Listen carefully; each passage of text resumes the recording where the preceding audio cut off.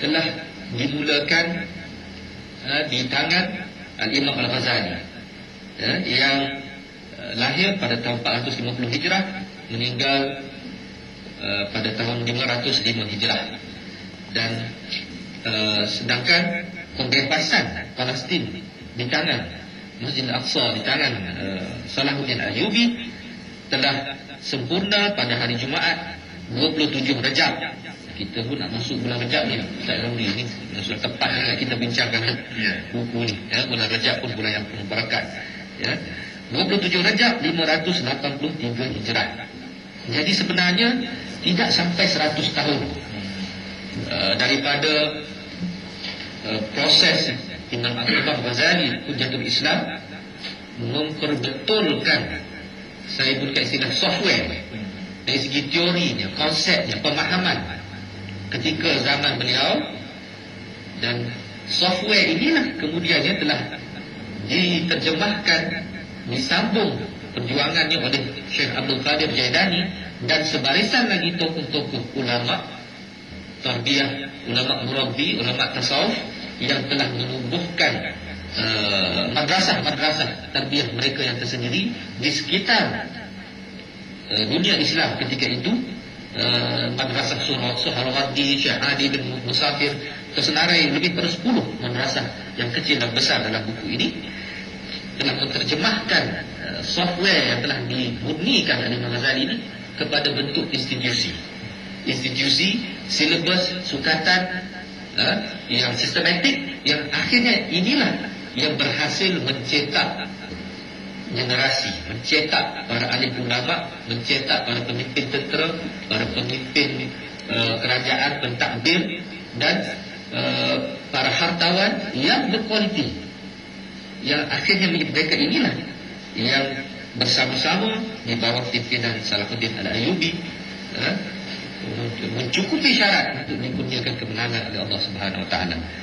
Jadi saya kira ini adalah suatu pendedahan dan penemuan yang sangat memberikan kita inspirasi. Maksudnya jalannya jelas bagi kita, walaupun jalannya perit.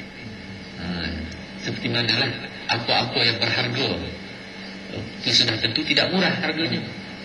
Tidak sesuatu yang bernilai itu sudah tentu mahal harganya. Maka kalau kita nak mengulangi, kita harus melalui dengan setia dan memahami sudah tentunya dahulu manhaj ini, acuan ini, dan cuba mengulanginya dengan penuh setia. Dan kita, kalau sesiapa yang biasa dengan tulisan-tulisan Imam Ghazali dan Syekh Abdul Qadir Jailani, termasuklah dalam buku ini, ini satu kelebihan buku ini, dia banyak memetik secara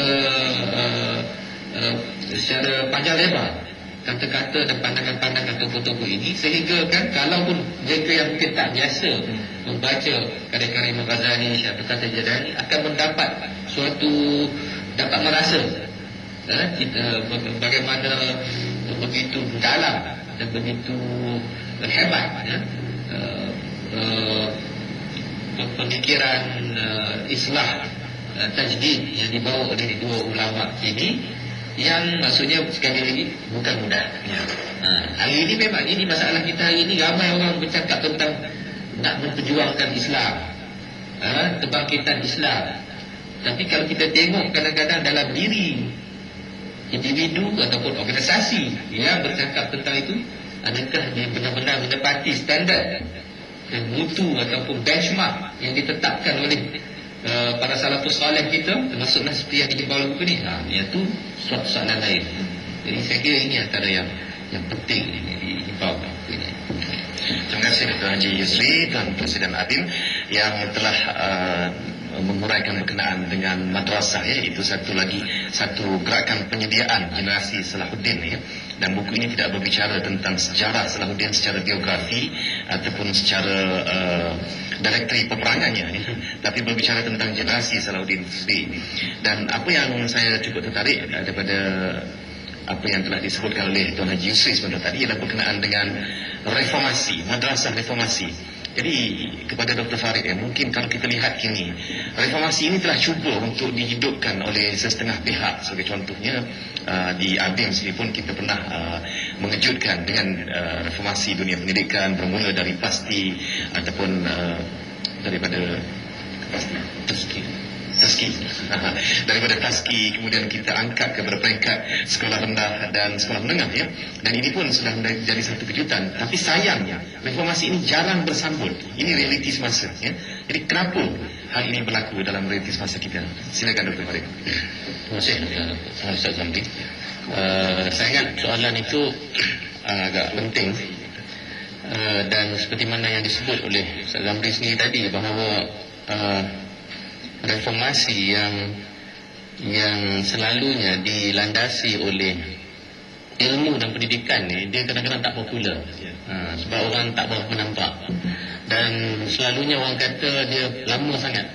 Kita nak reformasi yang dia hari ni buat, esok dah nampak dah dia punya kesan, ataupun sebulan nampak, ataupun paling tidak dia kata saya nak tengok perubahan tu masa saya hidup. Dia tak nak perubahan atau reformasi yang dibuat seperti Imam Al-Ghazali yang kita baca tadi, yang kita sebutkan tadi. Dia sendiri tidak melihat kejayaan Salahuddin Al-Ayyubi. Setelah kematiannya barulah Salahuddin Al-Ayyubi itu berjaya menang Sunnah Jerusalem. Jadi itu fitrah, sebenarnya fitrah perubahan. Fitrah perubahan ini satu yang paling penting ialah dia berlaku mesti melalui jangka masa yang panjang. Nak berubah memang begitu. Walaupun kita kata orang secara akhirnya dia berubah sekejapnya, tetapi dia punya proses itu panjang.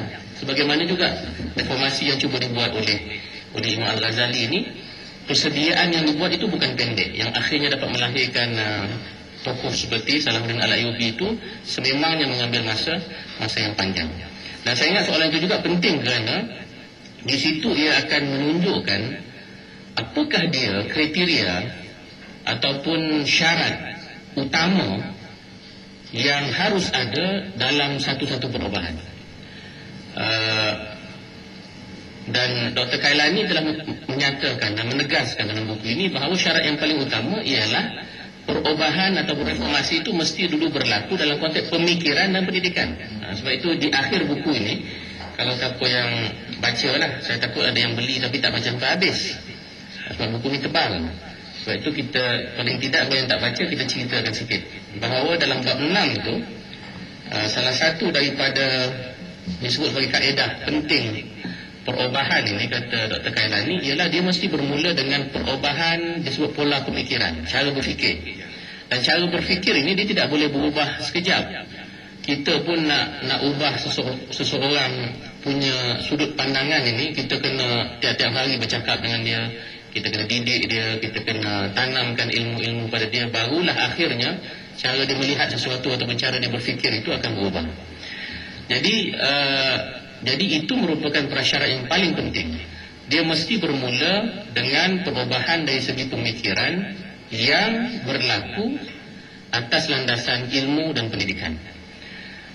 Dan itu yang dilakukan oleh Imam Al-Ghazali ketika dia nak merubah. Sebab buku ini juga menceritakan bahawa sebelum zaman Imam Al-Ghazali itu, walaupun tamadun Islam itu telah sampai kepada dia punya kemuncak pada mungkin abad ke-9 ke-10 begitu, tapi bila sampai abad ke-11 ke-12 itu dia dah mula jatuh kembali. Empire Islam itu sudah mula berpecah, dan antara ciri-ciri yang berlaku, kata Dr. Kailani, sebelum zaman Imam Al-Ghazali itu ialah berlaku ekstremisme, berlaku aspek-aspek dalam kehidupan manusia ini yang ekstrim. Misalnya dia kata dalam bidang pemikiran dan ilmu, misalnya ulama-ulama pada ketika itu sudah mula menyampaikan ilmu bukan kerana tujuannya yang ikhlas, tetapi kerana mungkin kemegahan dan kebanggaan diri. Perdebatan-perdebatan yang berlaku antara fuqaha misalnya lebih kepada nak tunjuk siapa lebih pandai, engkau ke aku, siapa punya hujah yang lebih kuat, dan siapa nantinya akan lebih ditakuti dan akan diangkat oleh masyarakat. Jadi berlaku satu suasana yang ekstrim dalam konteks keilmuan dan pemikiran, kata Imam Al-Ghazali.